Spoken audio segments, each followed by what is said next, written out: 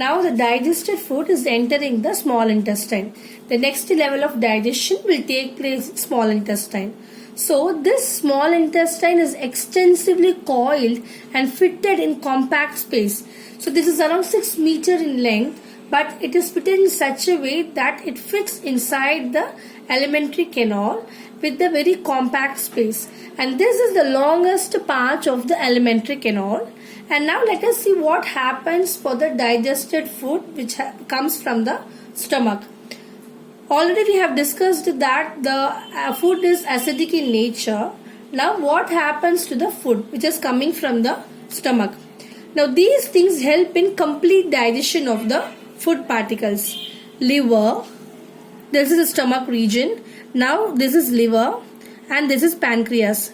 Liver produces bile, and this bile, excess bile, is stored in the gallbladder.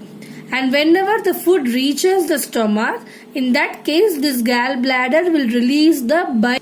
Now, this bile juice contains bile salt and other components which make the food alkaline in nature. Already the food is acidic in nature, which is coming from the stomach. Now it has to be alkaline to enhance the pancreatic enzyme to act on the food. So this alkaline nature to the food is brought by the bile juice. In bile juice, especially the bile salt. So now what happens? The food becomes alkaline, and the bile salt, apart from making it alkaline, it also emulsifies the fat by the process called as emulsification. So what is emulsification? The fat which is present in the food particles will be covered by the bile salt, and this action is similar to the soap acting on the dirt particle, and thereby it will make easy for the enzyme to act upon the fat molecule. So by the bile salt just forming an globule, the bile salt combine as a globule on the fat and thereby make the enzyme to act on the fat and thereby break down into tiny fat droplet.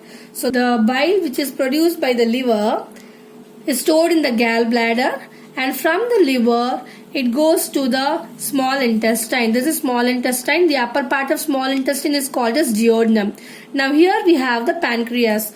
The juice produced by pancreas is called as pancreatic juice, and it functions both as exocrine as well as endocrine gland. 99% functions as exocrine and 1% as endocrine gland. Exocrine gland functions by producing enzymes, water and sodium bicarbonate, which together we call it as pancreatic juice.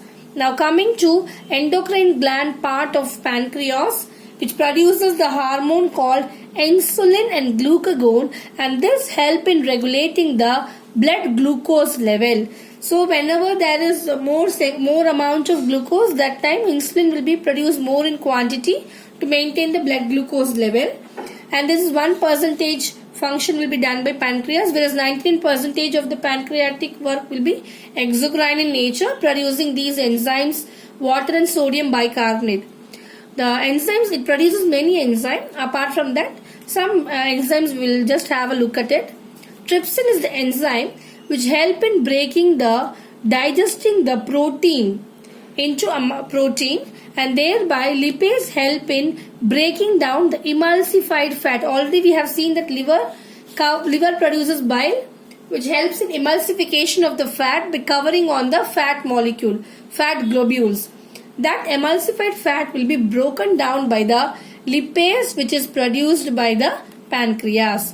So all these secretion coming from the liver, secretion coming from the pancreas, which falls in the small intestine. So this is the small intestine, and this is stomach. So stomach is releasing the food from the food is coming from the stomach into the small intestine. Here you have the secretion coming from the pancreas, secretion coming from the liver through the bile duct. These two secretion help in breaking down the fat particles as well as the protein. So these two substances are digested, protein as well as fat. Already we have discussed in mouth that salivary gland produces salivary amylase, which breaks down carbohydrate into simple sugar called maltose. and left out substances will be further broken down by the walls of small intestine, which contain intestinal glands. And already I have told about glands, and these secrete intestinal juice that help in breaking down carbohydrate, proteins and fats into glucose, amino acid, fatty acid and glycerol, which are the simpler part of the carbohydrate, protein and fat. So carbohydrate is broken down to glucose, protein is broken down to amino acid, fat to fatty acid and glycerol. So these simple form of nutrients are now transported to all parts of the body. So let me just brief up the explanation once again. Here you have the liver, which produces the bile juice.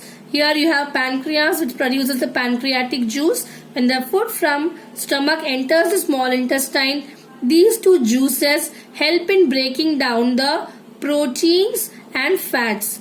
Fat is broken down by pancreatic juice.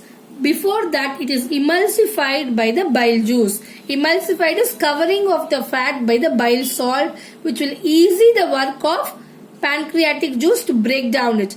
Now, intestinal juice also produced by small intestine, which will further enhance the digestion. Now, what happens? The small intestine contain small finger-like projections called villi, which is present all over the surface of the intestine, and thereby it will absorb these nutrients and transport to all the parts of the cells present in the body. It has rich blood vessels which help in the transportation of these kind of nutrients from one part of the body to the other part. From small intestine to all the other parts of the body, it will be transported. Now the digested food is taken up by the walls of small intestine.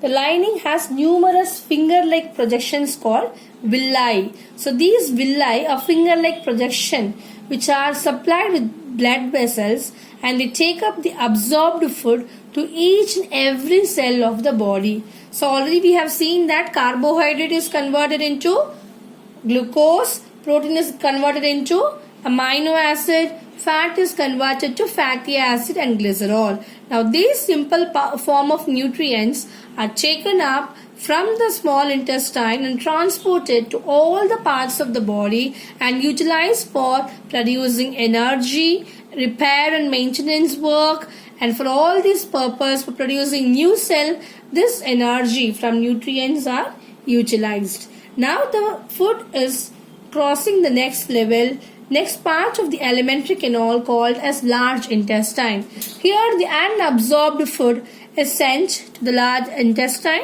More water is absorbed. If the digested food contains water, that is absorbed over here, and undigested solid food is removed out of the body through anus. So this is the exit point of the undigested food, and the solid waste removed out of the body is called as feces. Now let me have a small sum up of the alimentary canal. So alimentary canal is the digestive system where the food enters into the mouth, completely digested in the mouth with the help of mouth containing teeth, saliva and tongue. Saliva contains salivary amylase, which breaks complex carbohydrate into simpler form, and then it reaches the stomach through the esophagus, which is the food pipe, and from there the glands present, gastric glands present, enable further digestion and makes the food acidic. And pepsin is the enzyme which breaks protein further into simpler form, and from there it reaches small intestine. For the help of small intestine, it requires, for the digestion process, small intestine requires the help of liver and pancreas. Liver and pancreas produce its own secretions, like liver secretes bile juice, pancreas secrete pancreatic juice. The bile juice secreted from liver help in making the food alkaline and emulsifies fat. Emulsification is a process where the fat substance is covered by the bile salt and make it easier for the lipase produced by the pancreatic juice to act upon and break down further. Now the pancreas produces trypsin and lipase, which helps in further breakdown of protein and breakdown of emulsified fat.